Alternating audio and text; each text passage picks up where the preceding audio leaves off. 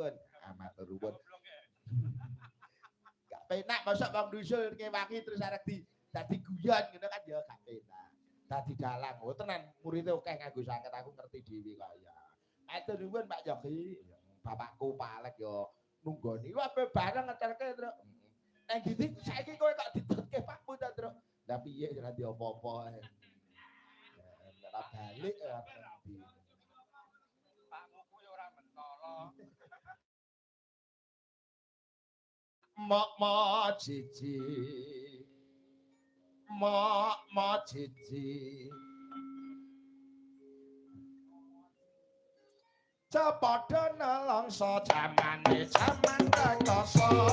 urip panjang nanging kudu rasa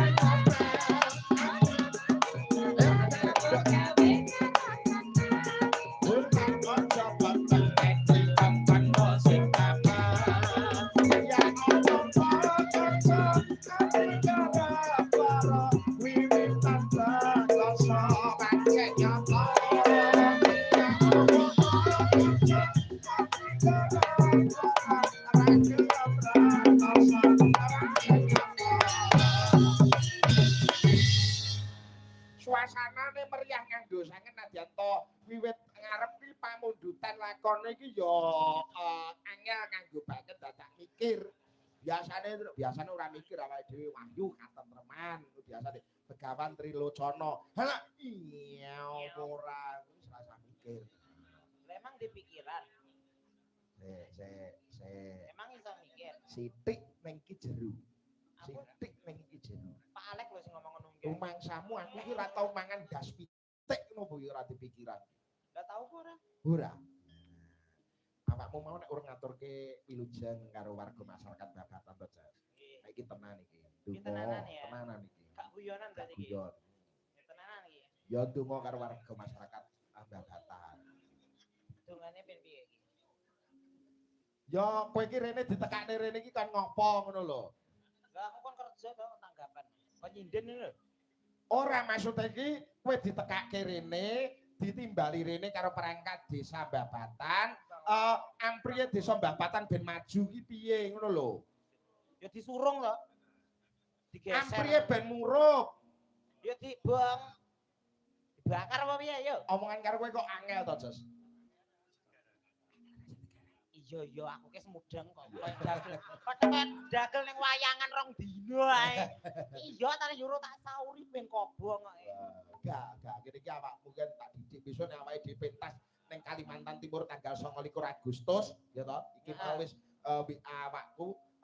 sinden sing rupane ayu niku tolong dijak Mas oh nggih ngono aku to sinten aku Niken oh nggih Niken kula jake aku ngono terus sinden sing pinter joget wonge wayu sing joget ning ngarep mau Mas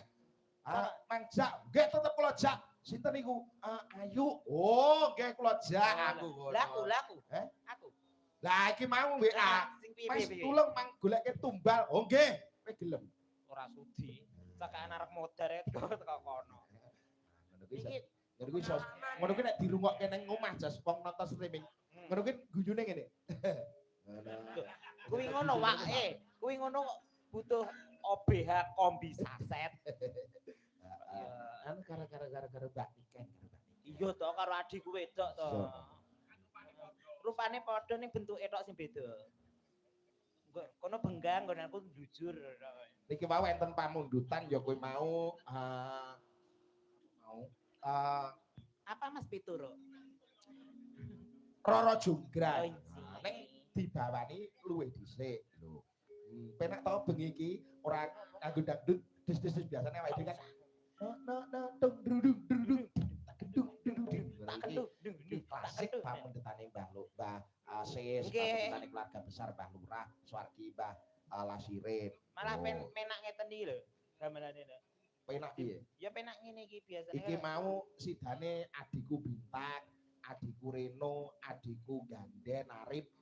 terus ora negake karo Masi nek dalang ya tetep nggone nusul nggih bar campur sari melu sikirno apa lagune apa anu grup apa Ukilo Laras yo rene sikirno kok sikirno kapok bawa kan pelok pas lendre to